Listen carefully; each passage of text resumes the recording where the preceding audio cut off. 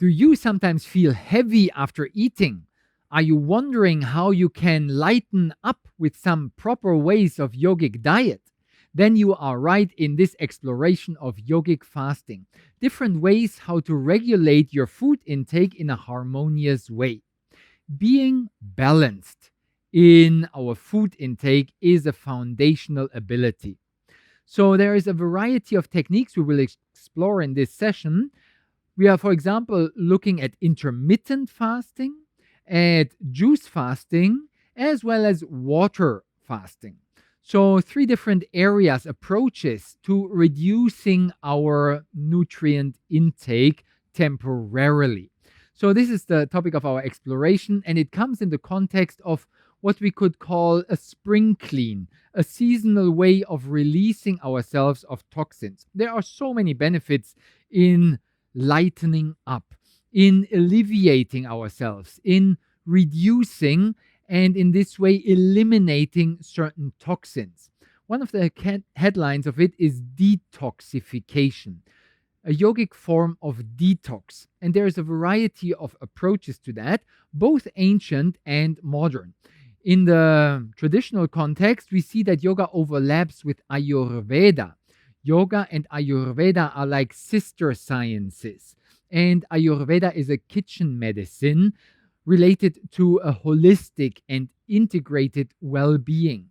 So, yoga therapy and Ayurveda are closely related, and the Ayurvedic science of life is very famous for giving recommendations not on the type of food only we eat, but also the timing, and even more important, the typology. Who should eat in which season, what, and when. So there's a whole deep rabbit hole in that area, which we will later on touch as well towards the end of this session.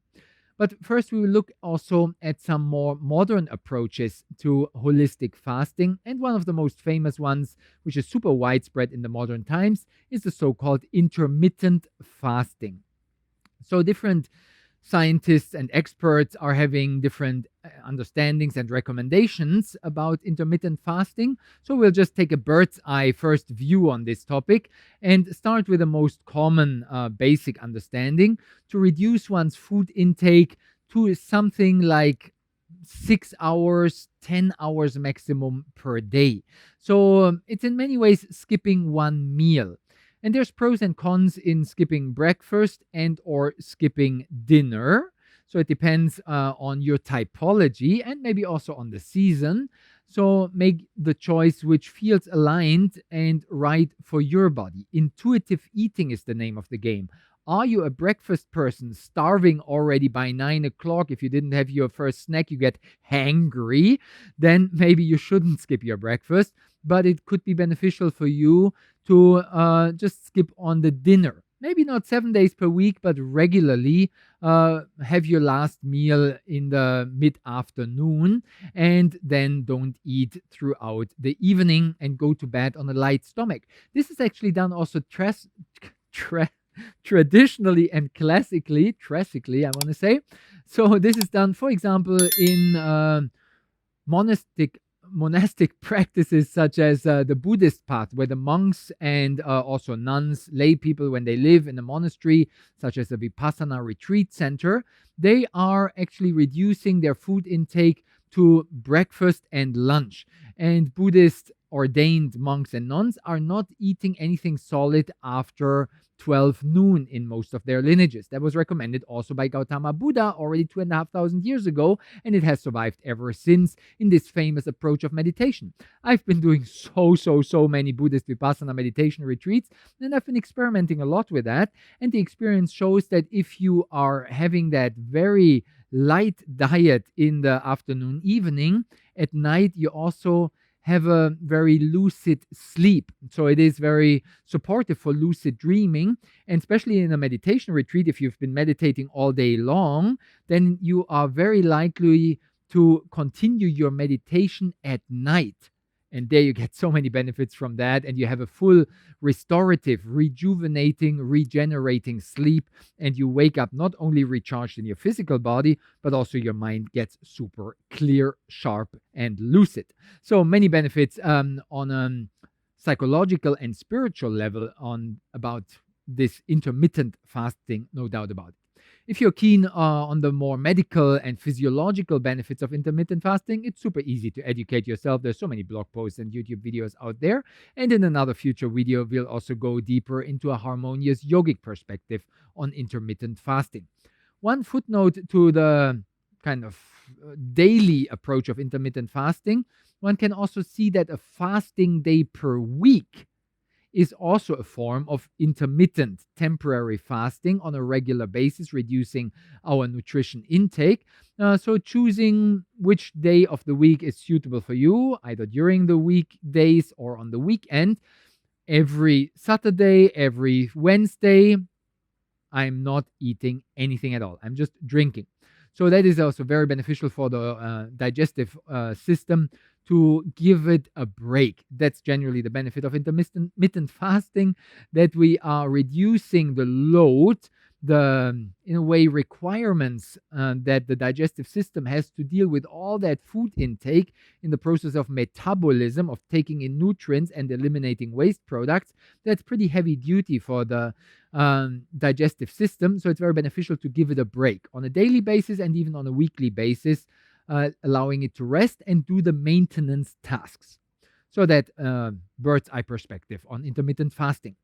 Next in line is the so-called juice fasting, which also sometimes comes under the keywords of cleansing, juice cleansing, spring cleanse, etc., where we significantly reduce the intake of solid foods, or maybe altogether stop eating any solid chewable ingredients and just rely on juices. There could be a differentiation if it is just watery fluid juices, or does it also include smoothies, which is basically solid food put into the blender. So that's in the closer sense not a juice fasting, yet can still be very beneficial and purifying in so many ways. So in the closer sense, watery juice fasting has many benefits. Again, the lightening up on the digestive system, less effort to digest this kind of pre-digested juice. And in this way, more space for maintenance and also elimination, which is a part of maintenance, detoxification, getting rid of all these accumulated toxins, which we usually put into our system. So many, many benefits of that. Yet there is one important warning, which the mainstream nutritional scientists and physiologists are putting as an alarm stop sign into our face. Please be super careful that you do not have too much of sugar intake for too extended periods of time. So the glycemic index, the glucose, the fructose, the fruit sugar coming our way from all those juices creates actually a spike in the blood sugar. This is double the case because we remove the fiber from the fruits, and then the fruit sugar, the fructose, is directly coming via the fluid. The fluid gets absorbed super quickly like water, and it directly goes into the bloodstream, causing the glucose level in our bloodstream to spike. And then the body needs to protect itself from that excessive high level of blood sugar, and it triggers the pancreas to put insulin to counterbalance and bring the blood sugar level down again. And that in the long run is a very problematic up and down phenomenon, which the body hates, and it might be even related to some forms of diabetes. So please be super careful with that. Educate yourself and try to reduce the sugar content in your juices.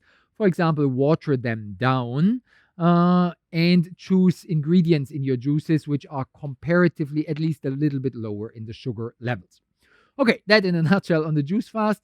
It obviously is very lightening up. It can make you feel like you live in paradise as we do here in Bali. So even in a more colder climate, you can feel light and bright. Yet some people would discourage you to do juice fasting during the winter generally fasting can reduce some of your energy. So in the winter, you might prefer to have some more solid and nourishing food. And then in the spring cleanse, you lighten up, prepare for the summer. Good. Last but not least, we look at the water fasting, where it's basically zero nutrient intake. You just have water, maybe some herbal tea, which is suitable, and not much else. Maybe you do a compromise and you have like half a glass of juice per day, watered down with quadruple water to dilute it, to give you some energy if you're doing working and other stronger activities throughout the day. That might make it a bit easier. But generally, definitely nothing solid to chew upon, and also reducing the nutrient intake to a bare minimum or even absolute zero calorie intake. So that might seem radical, and in some way it is for the organism. So we need to very much know what we are doing. There's a few headlines on that. First of all, plenty of drinking to flush out, and in this way hydrate your system and keep a balance in your organism. And then what it generally helps is to lighten up your diet before you start this water fasting.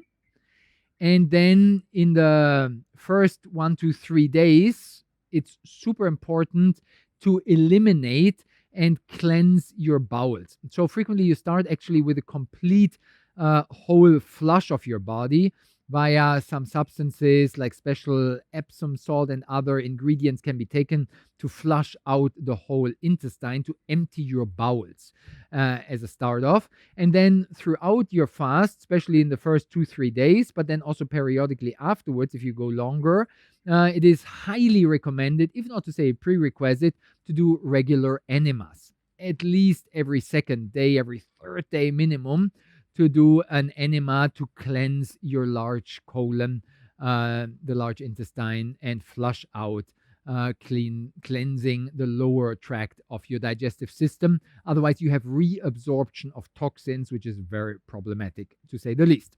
So, what else is important in the water fasting? Definitely, there's many contraindications. So, of course, please consult your physician or healthcare provider. Know what you do with your medication, which you might be taken, and other preconditions, chronic diseases you might have. So, please be careful. It's a pretty strong impact on the system, but can even heal also chronic diseases. So, this is a very powerful practice and has so many health benefits.